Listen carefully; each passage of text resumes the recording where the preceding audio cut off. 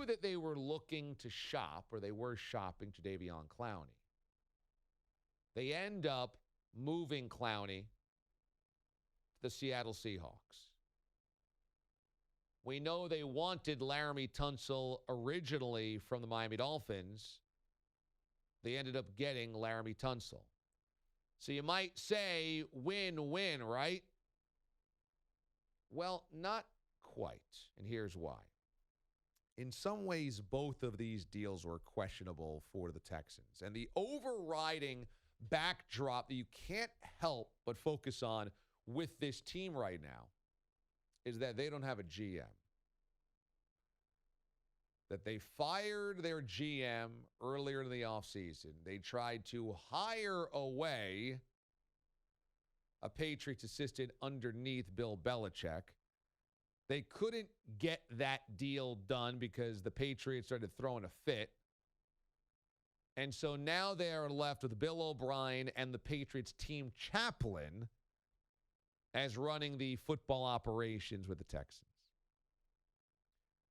And here's where the Texans messed up on both fronts. For Jadeveon Clowney, they wanted to trade him because he was upset that he was in trade rumors and said, I don't want to play here then if you've got me in trade rumors. So the first thing that they screwed Clowney on was that they wanted to franchise tag him at the linebacker rate instead of the defensive end rate. Kind of plays a little bit of both. It cost him about $1.25 million this year for the franchise tag as a linebacker instead of the defensive end, because that's, of course, the average of the highest paid of that position. And there's more highly paid at the top defensive ends than linebackers.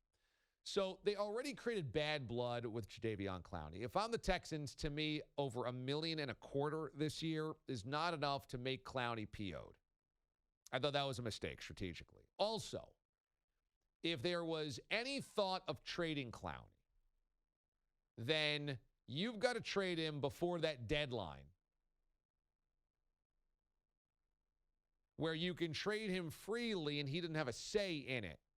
But instead they waited, and they waited until the eve of the season, and then Clowney had all the leverage because you couldn't trade him unless he had signed his franchise tag. And he wasn't going to sign it unless he got traded to the team he wanted to get traded to. So the Texans screwed that one up royally. And you wonder, did they just not know it because they don't have a real GM there?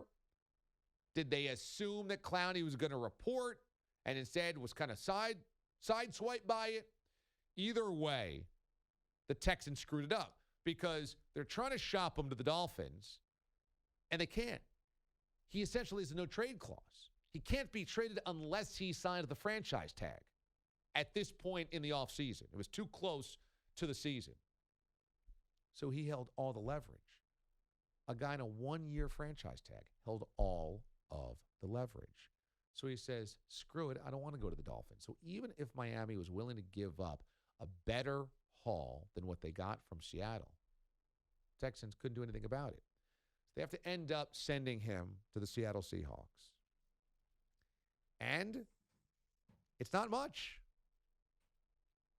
But the Texans get a third-round draft pick and Barkevious Mingo, who's kind of a serviceable depth guy, but nothing more. So what you're basically trading away, the former number one pick in the draft, and a guy who's been a multi-time Pro Bowler, is a third-round draft pick.